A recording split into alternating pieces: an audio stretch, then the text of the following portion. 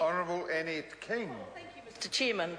Well, I have to get to my feet when I looked at this part of legislation we're passing today under urgency. I had to do it because this is the bright light of the budget. This is the light at the end of the tunnel for us all, this particular clause. And that's why we're sitting here on Friday morning under urgency, changing a major mistake by the National Party, because this was the dopey idea of Stephen Joyce. His dopey idea that was going to see wonderful things happen for students. They were going to pay back their loans faster. New Zealand was going to be much better off. So I couldn't avoid speaking on it, Mr. Speaker, when it's such a significant piece of legislation. Actually, what it is one great big fat U-turn by this government. I mean, Anne Tolley, the then Minister of Education, said, "How could you vote against such a measure?" And then when you read some of the other comments, I'd like to read Louise Upson. I'm sure it's been read many times, but it does deserve another reading. She said this bill is a significant step to encourage student loan repayment and, more importantly, to reduce the overall repayment times. The message very clearly is our young people will be debt-free sooner. Well, is that true? Has that happened? Well, of course it has not, and Labor told the National Party at the time it would not happen. But the Minister in the chair, who's been sent here to clean up Stephen Joyce's mess, well, this is what he had to say. "I say to the House that this is a significant incentive for students to pay their loans earlier. I cannot fathom why anyone would oppose the introduction of such an incentive." Well, I hope Peter Dunn has had the good grace to stand up on his hind legs and tell this House he made a mistake. I know it would be rare for that government to admit a mistake, but perhaps Peter Dunn would like to do that on behalf of Stephen Joyce. You see, the sad thing about this budget is this is the bright spot of the budget, because when you look at everything else, you might as well say, "Kiss your kids goodbye, Kiwis." And I have to say, that is not just a slogan, because last night, up in Kaikoui, 600 people gathered for a meeting, the biggest meeting in 40 years, to see what jobs were available where? In Australia. 600 people gathered to see if they could get a job in Australia. And there are 3 more meetings to be held, Mr. Chairman, 2 up in Kaitaia and 1 just north of Whangarei. So people are looking to go elsewhere. Why? Because they're not getting a good deal from this government. They're lining up to go to South Australia, New South Wales, Queensland, WA. Why? Why stay and study here? If you don't believe what we're saying, why not look at some of the response today from young people around New Zealand? And what really gets to me is that we're told that this budget is called investing in our future. Not a brighter future now, we're now investing in our future. Well, where do you start, Sam? Where do you start? You start with your kids. You start with your young people, and you invest in those young people to ensure they have the skills to build a great country. That's what our grandparents did. That's what our parents did. They invested in us, and that's what we as parents have done for our kids. But not this government. They penalise young people, and what do they want to do? They want to go to Australia, because they'll get a better deal there. I think it is a real shame that this government cannot recognise, when you look to the long term, you would be investing in young people's education. From early childhood. You don't freeze early childhood education, you invest more into it to give them a good start. You invest in good class sizes, not small sizes only for private schools where some of our members send their children. You invest in all children, and you invest in their tertiary education. And some of us were lucky enough to get tertiary education where we were paid to study. And some of us were lucky enough to go to university where it didn't cost us much at all. And we would have thought if you were going to invest in a brighter future, or just even invest in a future, you would have invested in our young people and our students.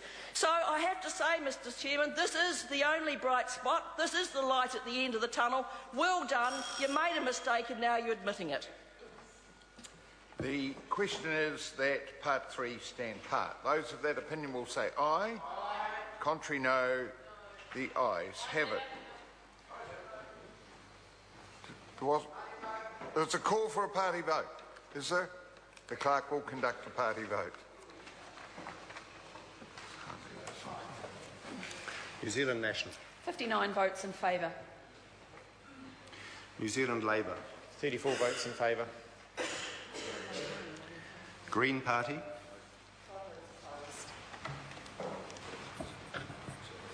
New Zealand First. 8 votes opposed. Māori Party. 2 votes in favour. Mana. 1 vote opposed. Act New Zealand. 1 vote in favour. United Future. 1 vote in favour.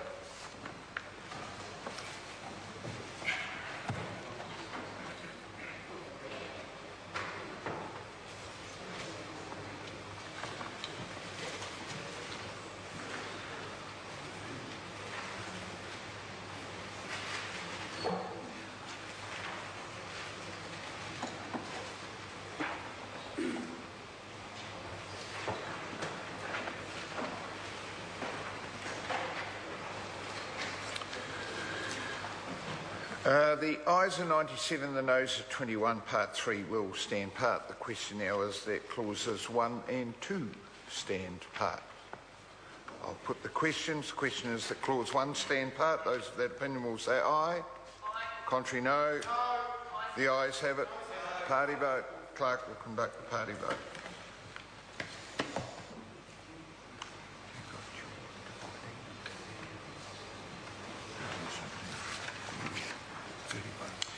New Zealand National. 59 votes in favour. New Zealand Labour. 34 votes opposed. Green Party. 12 votes opposed. New Zealand First. 8 votes opposed. Māori Party. 2 votes in favour. Mana. 1 opposed. Act New Zealand. 1 vote in favour. United Future. 1 vote in favour.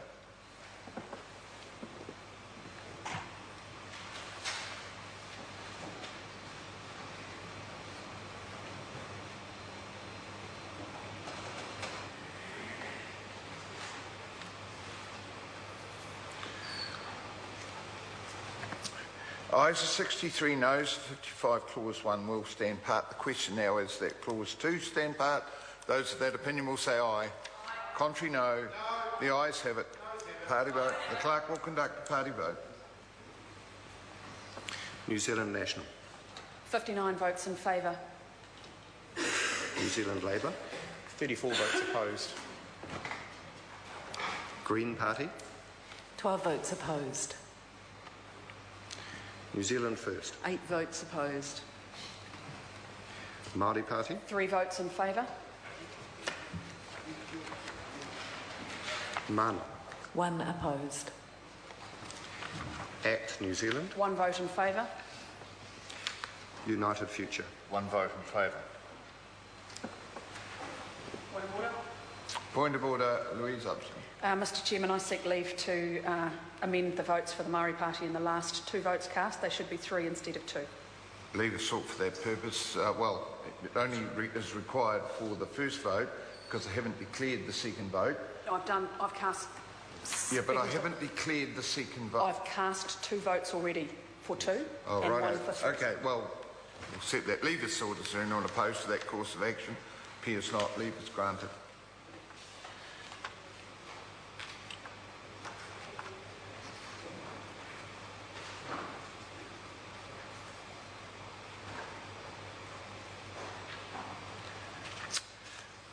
Ayes are 64, noes 55. Clause 2 will stand part. Minister. Mr Chairman, I move supplementary order paper number 31, dividing the bill. Question is that the motion be agreed to. Those of that opinion will say aye. Contrary, no. The ayes have it. Party vote. The clerk will conduct the party vote.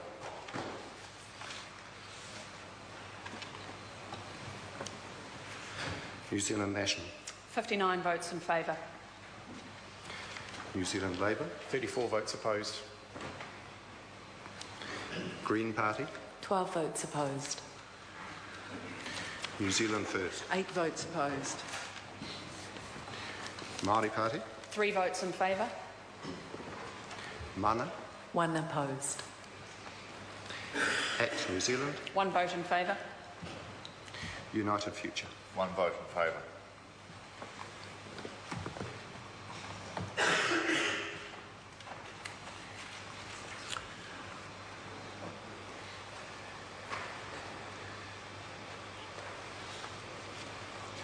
Ayes are 64, noes 55. The motion is agreed to. I will report this bill without amendment and so divided.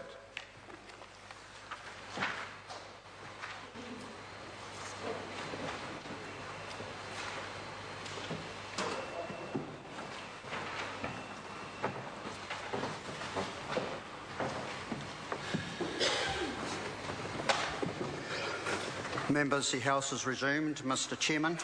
Mr Speaker, the committee has considered the Taxation Budget Measures Bill and reports it without amended and divided into the following bills: the Taxation Budget Measures Bill and the Student Loan Scheme Budget Measures Amendment Bill. Mr Speaker, I move that the report be adopted. The question is that the report be adopted. Those of that opinion will say aye. To the contrary, no. The ayes have it. These bills are set down for third reading forthwith. The Honourable Peter Dunn. Mr Speaker, on behalf of the Minister of Finance, I move that the Taxation Budget Measures Bill and the Student